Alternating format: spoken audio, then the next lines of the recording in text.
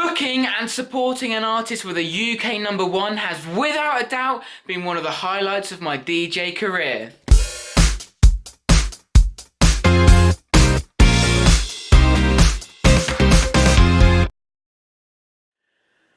Hello, what's up YouTube, and welcome to this episode of Road to Professional DJ, where I'm going to recall for you one of the absolute highlights of my DJ career when we booked the legends, the ShapeShifters. If you think you don't know who they are, you do.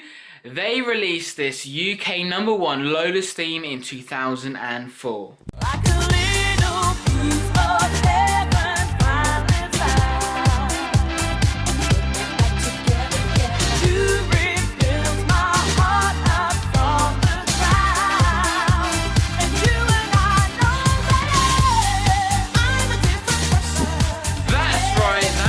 Is an absolute banger, definitely one of the biggest songs from the noughties, at least from my point of view, and at least if you are interested in UK dance music. An absolutely massive song. It was awesome to meet them, it was awesome to book them, it was awesome to have played a gig supporting an artist with a UK #1. The entire experience was great, but for you guys, I wanted to explain how exactly I managed to get myself in a situation where I landed such a gig.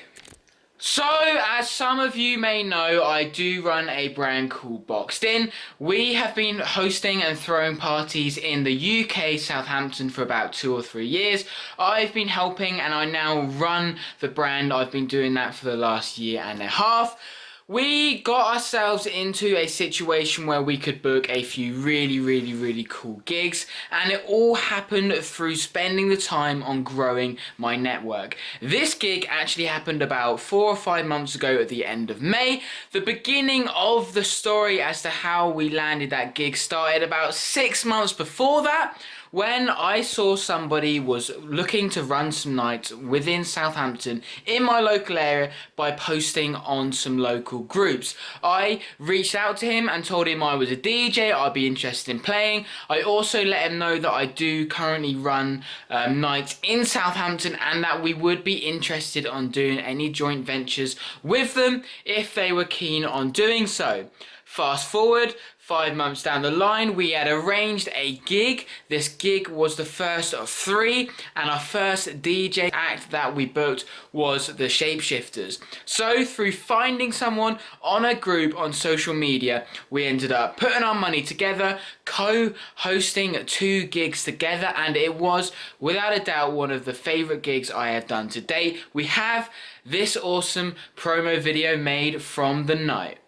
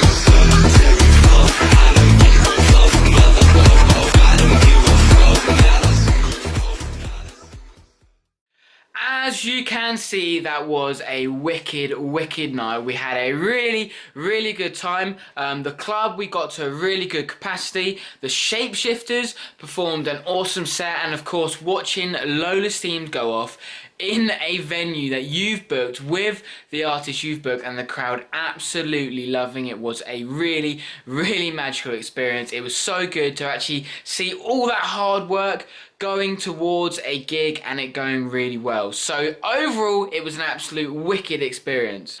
Now, a little bit more on this exact opportunity and this experience and how I managed to get myself into that position.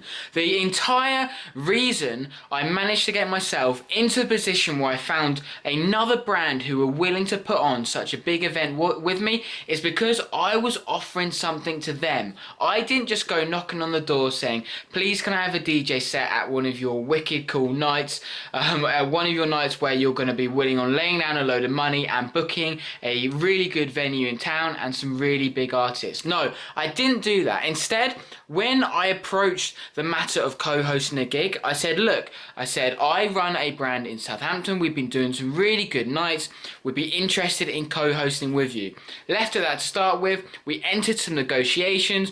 We agreed to go halves on absolutely everything, from financing it, promoting it, who was running either rooms, DJs, the lot. We went halves on absolutely everything, and it meant that I was able to offer genuine value to the co-promotion brand. That's how I ended up getting myself into this really awesome situation where I got to play one of my favourite gigs that I have done to date. So, the little point or the message I'm trying to tell you guys there, if you are a DJ trying to work your way up through the ranks, trying to get booked by some really awesome promoters who are booking good DJs, good acts, throwing really awesome events, how can you add value to them? So first of all, you can DJ for them, but there's probably a lot of people that want to DJ for them. So how else can you add value? Well, you can add value by helping to promote it. You can add value by helping to try and get people through the door. You can add value by helping them put up posters around the city beforehand, sharing on Facebook, or even asking them, how can I help you? Or maybe you could even link them up to new and other interesting people. If you know other DJs in the city, you could link them up to them. If you know another venue, you could link it up to them. All the time I'd be thinking, when you're trying to work with other people, how can I add value to them? How can I add value to them? How can I add value to them? And I'm sure you will end up getting some really awesome gigs and opportunities yourself. That does just about tie up this quick video doing a recap on one of my all-time favourite gigs. Playing alongside the ShapeShifters was a really awesome experience, and getting to meet them on the way out again was a really, really awesome experience. So, all in all, for the reasons I've explained, that is why it was one of my favourite gigs today. I hope that this